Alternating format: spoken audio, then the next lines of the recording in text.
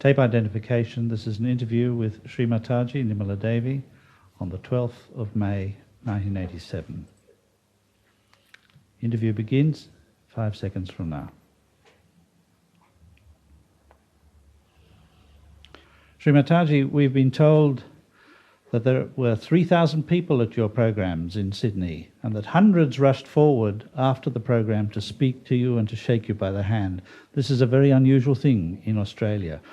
Why do you think this happened? I think there were not 3,000, maybe less, because the hall didn't contain so many people, but there were quite a lot, about 2,000. And they did rush to thank me, and their eyes were glistening with light, and their faces were looking very enlightened and happy, joyous. Because this is the greatest thing that can happen to human beings. In many ages it happens, the rebirth of a person.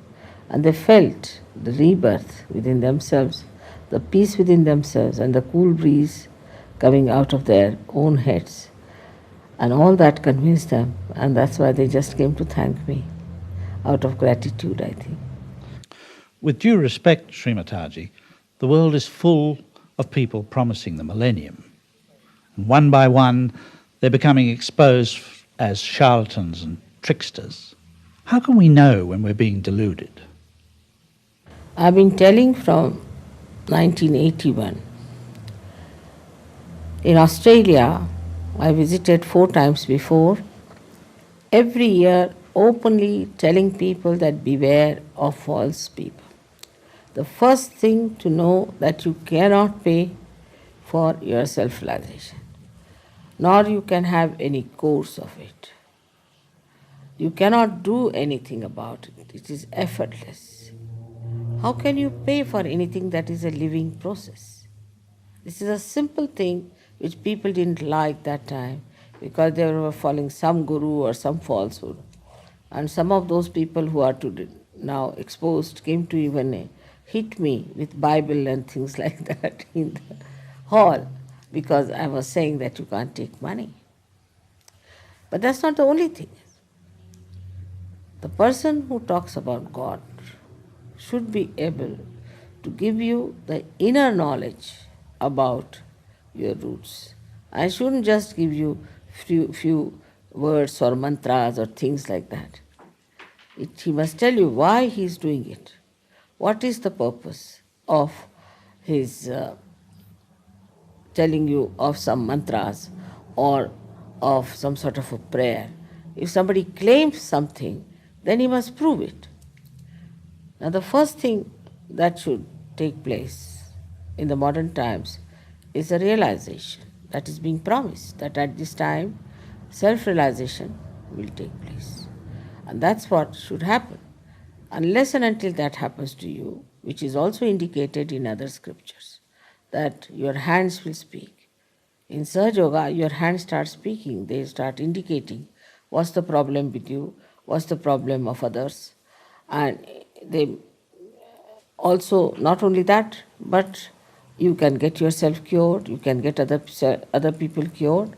Beyond that, you have your peace, your joy, and so many things after that you feel that you are transformed.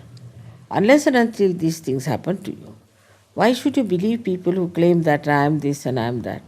See, I just don't understand.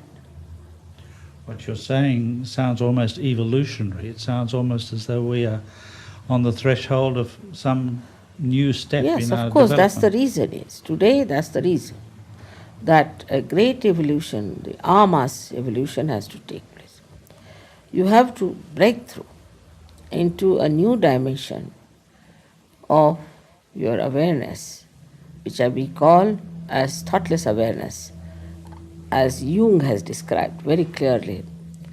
But beyond that is collective consciousness. That is, you become conscious of others and yourself in the whole, like a macrocosm becoming conscious of microcosm. All these things, these people don't even talk, leave alone doing anything about it.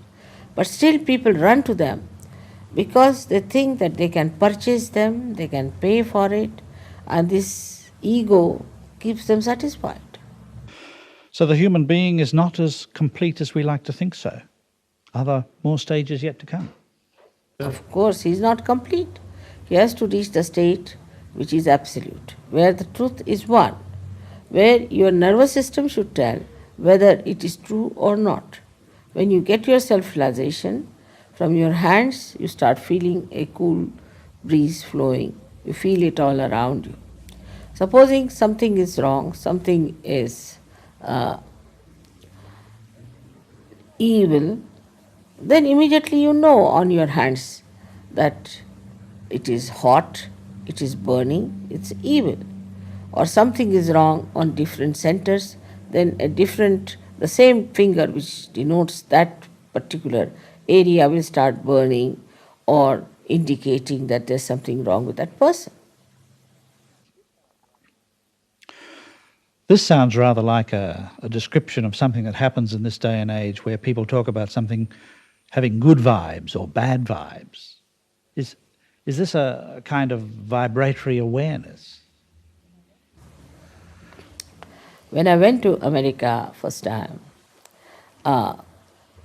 in 73, I talked to them about vibrations and told them there are good and bad. And there was a gentleman who had organized my program, and he said, you must get everything, what do you say to that? Absolutely certified. What do you say to that in your... I'm not quite sure. You see, like you get a certificate from the government that this is what you said. Yes, certified certified like has that. to be corrected. So that this is your own words and your own things. I laughed at him. I said, you see, this is not to be certified. What's the need? Let people use these words. Ultimately, they come to the right thing. Because just by talking about it, it's not going to convince anyone. So it has to be felt, it has to happen, the experience has to be there. They have to actually feel the bad and the good clearly, and that is only possible through Sahaja. I do not want to appropriate everything to myself, but I know nobody else can do it. If they can do it, it's very good for me. So when a person practices this Sahaja yoga, they actually feel these things. They actually feel everything. They actually feel on central nervous system, which is the sign that he has evolved, because whenever there is evolution, you feel it on your central nervous system. So are you telling me that a day will come when we can actually tell whether a person is lying or being insincere? Of course, that is nothing. You can even tell if a person has got cancer, or he's got liver trouble, or he has got heart trouble. Also you can tell if he's mentally all right or not. Also you can tell if he has been to a wrong guru, or he had some spiritual problems from a wrong guru. You can immediately tell. And all this comes from this self-realization? Yes, of course. I mean, then you become aware of things which you were not aware of before getting self-realization.